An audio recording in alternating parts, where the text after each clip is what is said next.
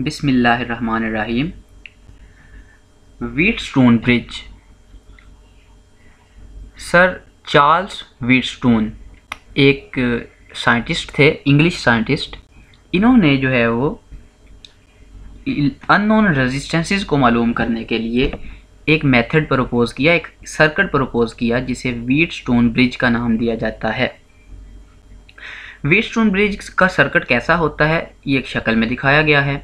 इसमें हम 4 रेजिस्टेंसेस को इस तरह से जोड़ते हैं और ये आप ज़रा देखें, ये एक ब्रिज बन रहा है और इनके दरमियान में एक गैल्वेनोमीटर लगा लेते हैं। आप इन दो बी और डी पॉइंट्स के दरमियान भी गैल्वेनोमीटर लगा सकते हैं और ए और सी पॉइंट्स के दरमियान भी गैल्वेनोमीटर लगा सकते हैं, इससे कोई फ़र्क नहीं पड़ता।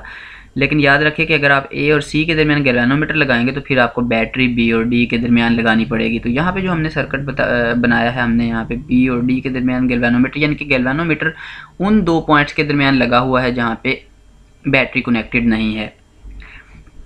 4 रेजिस्टेंसेस हैं यहाँ पे, R1, R2, R3 और R4।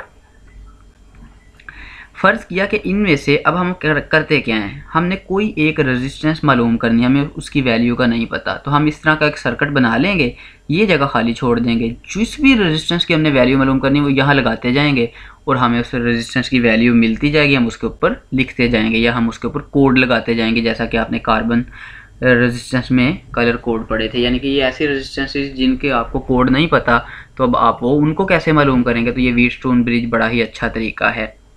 करना क्या है, सबसे पहले हमने करना ये है कि हमने किरचॉफ्स वोल्टेज लॉ अप्लाई करके इस सर्किट को सॉल्व कर लेना है। तो आप देखिएगा कि कितनी आसानी से हमें जो है वो अननोन रेजिस्टेंस की वैल्यू मिल जाती है।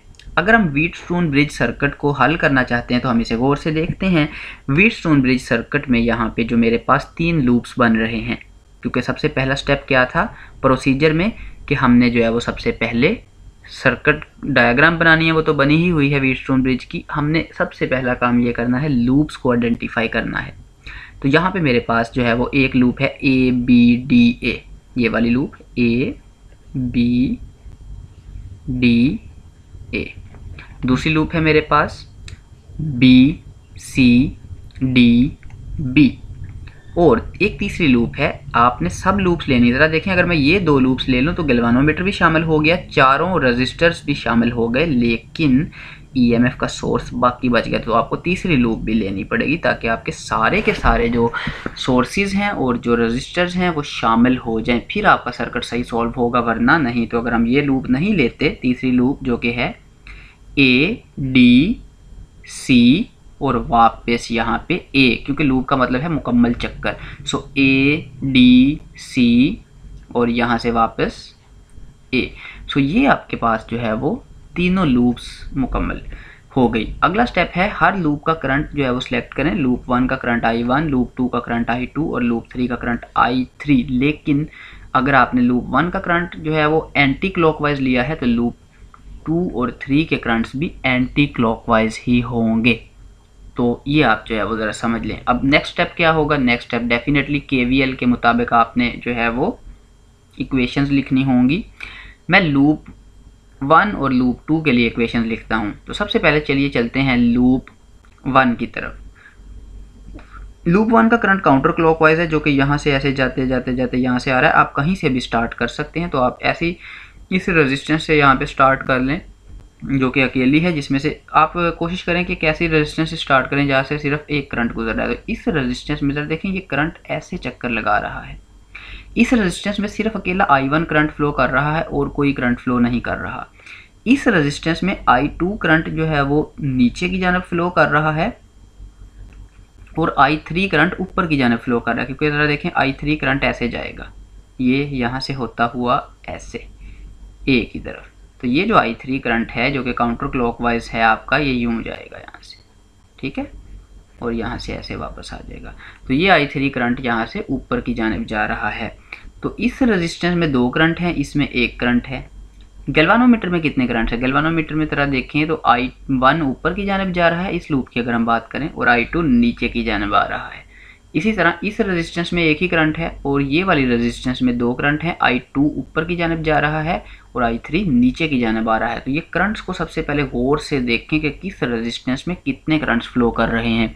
सबसे पहले तो मैंने ये गौर से देख लिया। अब मैं इक्वेशंस लगाऊंगा और इक्वेशन लगाने के लिए आपको करंट के साथ साथ चलना होगा। हमने पीछे भी जो है वो KVL अप्लाई करने के लिए इक्वेशन लिखी थी, लेकिन तब हमने इतना डिटेल से नहीं देखा था। आपने करंट की डायरेक्शन में चलना है।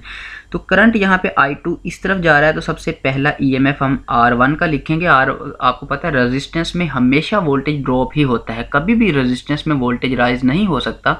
तो वो तो आप आंखें बंद करके जो है वो -I1 R1 लगा लेंगे, क्योंकि रेजिस्टेंस का high potential low potential terminal नहीं होता। जिस टर्मिनल में से रेजिस्टेंस में करंट एंटर हो वो उसका हाई पोटेंशियल वाला टर्मिनल बन जाता है खुद ही, और जिसमें से करंट बाहर आए वो उसका लो पोटेंशियल टर्मिनल बन जाता है। तो चलिए स्टार्ट करते हैं। -I1 R1, तो यहाँ पे मैंने सबसे पहले कौन सा ड्रॉप लिखा, -I1 R1।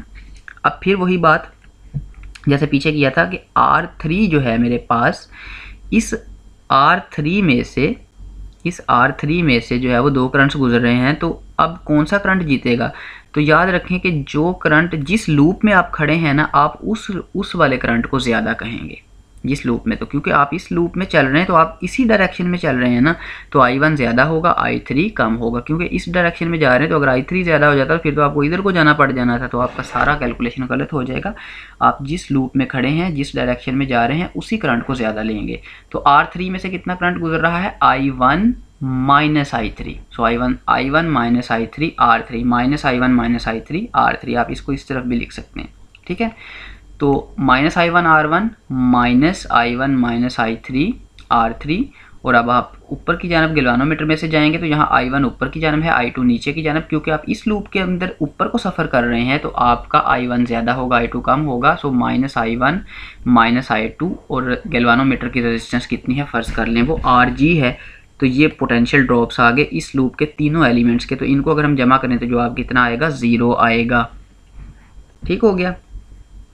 तो -I1 R1 -I1 -I3 R3 और -I1 -I2 RG, ये मेरे पास पहली लूप के ऊपर KVL लग गया, किरचॉफ वोल्टेज लॉ। अगर आपको किरचॉफ वोल्टेज लॉ अप्लाई करने की समझ आ गई है तो दूसरी लूप में भी आप इसी तरह खुद ही लगा के ये इक्वेशन बना लें। ये बिल्कुल सिंपल है, इसे मैं डिस्कस नहीं करूँगा, लेकिन हम नेक्स्ट जो है वो कुछ अहम बात को डिस्कस करने वाले हैं। अब ये तो सिंपल सी चीज़ है, ये तो हर कोई ही कर सकता है। तो फिर व्हीटस्टोन ब्रिज में ख़ास क्या है, व्हीटस्टोन के जो सर्किट है उसमें ख़ास बात ये है, हम ये तीनों रेजिस्टेंसेस वेरिएबल लगाते हैं। यानी कि जो तीन रेजिस्टेंसेस ऐसी लगाएंगे व्हीटस्टोन ब्रिज में जिनकी वैल्यू हमें मालूम होगी, और चौथी जो है वो उसकी जगह खाली छोड़ेंगे, उसमें हम अननोन रेजिस्टेंस पहली लगाएंगे, फिर दूसरी लगाएंगे, और इस तरह उसकी वैल्यू मालूम करते जाएंगे। ये इसका फ़ायदा है। अब ये भी मुझे मालूम, ये भी मुझे मालूम, ये भी मुझे मालूम, ये सारे वेरिएबल रजिस्टर्स हैं। आप इसकी वैल्यू को ऐसे छेड़ें, सर्किट में करंट गुजर रहा है और अगर गैल्वानोमीटर में से करंट गुजर रहा हो तो गैल्वानोमीटर ये डिफ्लेक्शन दे रहा है ना, ये इसका मतलब है कि करंट गैल्वानोमीटर में से भी गुजर रहा है।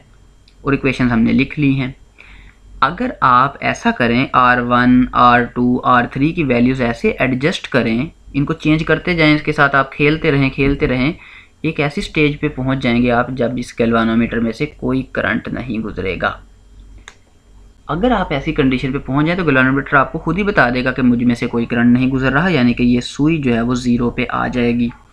इसका क्या मतलब है, ये सिर्फ तब ही मुमकिन है जब I1 और I2 बराबर हों, क्योंकि फिर गैल्वानोमीटर में से करंट क्या होगा, 0 होगा। यानी कि I1 - I2 किसके बराबर आ जाएगा, 0 के। तो ये आपने करना है, यही व्हीटस्टोन ब्रिज सर्किट की खूबसूरती है कि गैल्वानोमीटर को ऐसे रेजिस्टेंसेस की वैल्यू को ऐसे सेट कर लें कि गैल्वानोमीटर में से कोई करंट ना गुजरे। इसे हम कहते हैं कि व्हीटस्टोन ब्रिज इज बैलेंस्ड।